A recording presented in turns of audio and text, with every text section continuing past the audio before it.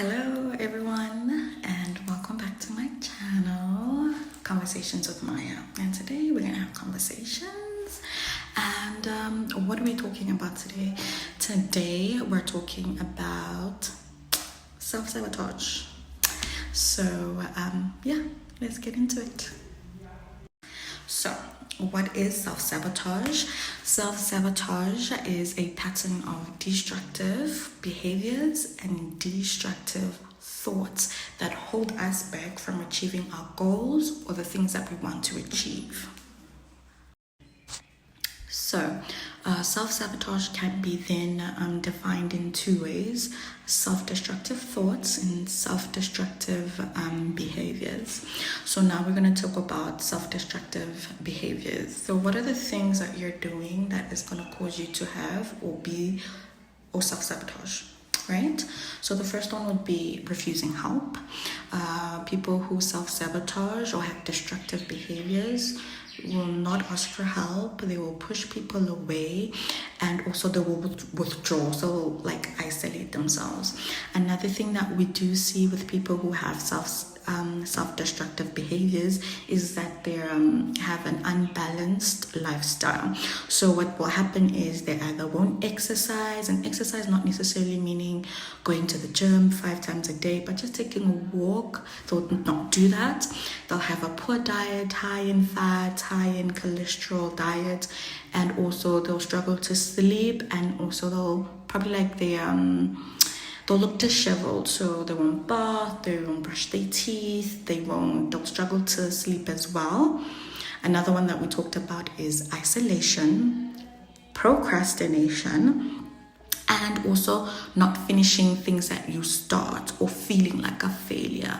All right, so these are the destructive behaviors that a person who is likely to self-sabotage will engage in. All right, so they'll procrastinate. They'll say, not today, 5 minutes, and it's been 5 minutes for the past 5 years.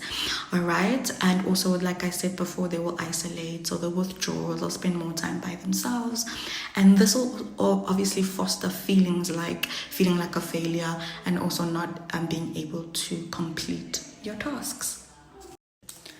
Alright, so now let's talk about the destructive thoughts. So what kind of negative thoughts are you thinking that may cause you to self-sabotage? The first one is black and white thinking, on all or nothing thinking. It's my way or the highway. You can't listen to reason. Family says, I think you're going through something. Maybe you need professional help. And you're like, no, I think I'm fine. There's nothing wrong with me. Okay, so my way or the highway type of thinking is a destructive thought. Another thing that is quite destructive would be self-criticism.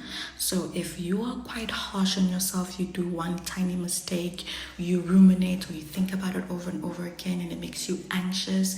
And every time that you want to do something, you always have to criticize yourself before, like, I'm not good enough, like, I'm a failure anyway. That type of thinking. Another one is self-pity, feeling sorry for yourself, because once we put ourselves in the position of being the victim, right? Things are always being done to us. So you have an external locus of control. So then you have this feeling or thought that things are outside of your control. Therefore, you start to feel bad for yourself, right? Another one is reacting instead of responding.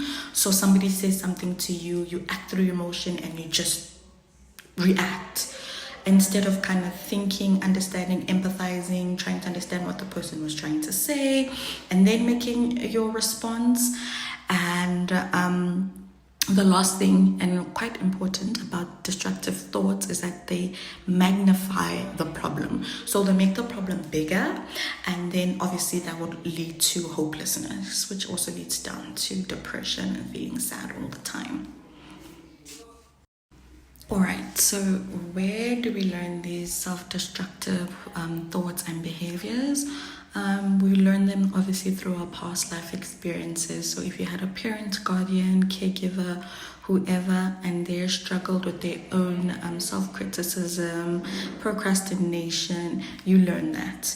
As individuals, we don't learn through what we hear, or what our parents tell us, but we really learn through what we see by our parents' behaviors. So their repetitive behaviors, we get to learn them, and we kind of like what's the word? Like a sponge. Like a sponge would just take in and take in and take in. So if your parent or guardian felt like they weren't good enough, was always self-critical, you kind of learn those patterns of behaviors. If they procrastinate, if they drink, if they fight and are violent, you will also learn that. Also, if you had a parent that told you that you're not good enough, that you're a failure, like anything that you do in life will never be good enough, and they made you feel that way, and they said it out aloud to you or anybody around you, right? You'll start feeling it, right? You'll start thinking that you are, and then you'll start behaving in ways to kind of not have to deal with those thoughts and feelings, and then you'll act in a self-destructive way. Another one would be when we internalize our parents' negative thoughts and behaviors that they had about themselves. So mom had low self-esteem, and her behavior showed that she had low self-esteem. Maybe she would drink a lot. Maybe she would procrastinate a lot. Maybe the way she handled stress wasn't the best way. You will learn that as well. And also you will choose relationships that mirror what you learn. So like I said, that you will choose relationships that mirror what you learned. So if you learned that when mom is not feeling well, or she's going through a lot of stress, or dad or uncle, caregiver, parent, whoever that person is, and you learned that whenever that person was going through stress, their coping mechanism would either to say, let's drink, right? So when you grow up, you're not really taught, okay, when you're stressed out, you can do exercise, you can journal, you can do a bunch of healthy things. You will learn that, drinking is the easiest way. It makes my problems go away, and I don't have to think about it that much. So even though like it didn't work for your parents, but because that's all you saw growing up, you'll gravitate towards that, okay? And then at the core of self-sabotage, what is at the core? When we're really looking at self-sabotage and a person is like self-sabotaging, what are we looking at? We're looking at low self-esteem, we're looking at self-doubt, we're looking at low self-worth, and we're looking at fear. Okay, so internally when we're looking at people who do self-sabotage, they struggle with, if not all of them, but maybe one or two of them. Low self-esteem, self-doubt, low self-worth, and fear. So, if you made it to the end of the video and you're wondering, but Maya, I don't want to be self-sabotaged, I really try hard, but I'm really struggling. I say I want to go to the gym this month and I want to lose 5 kilograms, but I haven't even done anything. I'm not doing it on purpose. I really want to try. Right? So how can you stop self-sabotaging?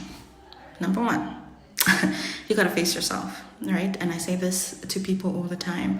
You have to learn to love the best parts of you, and you have to learn to love the worst parts of you, because they're not going anywhere. They are there, right? So learn to love it and learn to accept it. We're not perfect as individuals. Nobody out there is perfect. So learn to love yourself for the way that you are. Number two, face your past. If you have undealt childhood trauma or whatever trauma that you're still dealing with, go seek counseling. Go to a psychologist, go to a counselor, go to your local clinic, talk to somebody, all right? Number three, you'll need to work on your self-esteem, self-worth, and self-doubt, okay? Because those are the things kind of holding you back. So how do we do that? First, journal, write down. So if you're not a person who journals a lot, I'd say once a week. Write down how you're feeling. Were you happy? Were you sad? What was making you feel those emotions, those thoughts? Why did you behave the way that you did? Number two, meditation. I always recommend meditation in the morning, meditation before you go to sleep.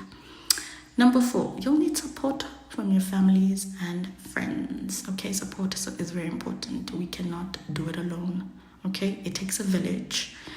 And number three, I would say really, if you want to do better this year, So if you really, really are like struggling with self-sabotage, there's a method called catching oneself.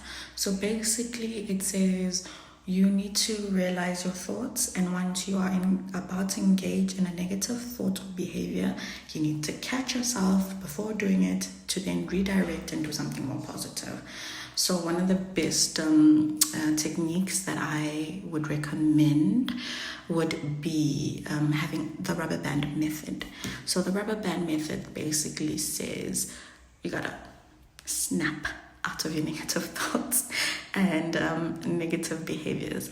So when you're about to engage in a negative or destructive behavior, let's say you're about to procrastinate, you have an assignment and you haven't done it, and you're like, okay, let me just 5 minutes, right? Take the elastic, pull it and let it snap. And once that elastic snaps on your wrist, that's supposed to clue you in to say, I'm doing something destructive, let me do something more positive, okay? And this could be when you're having a negative thought or when you're about to engage in a destructive behavior.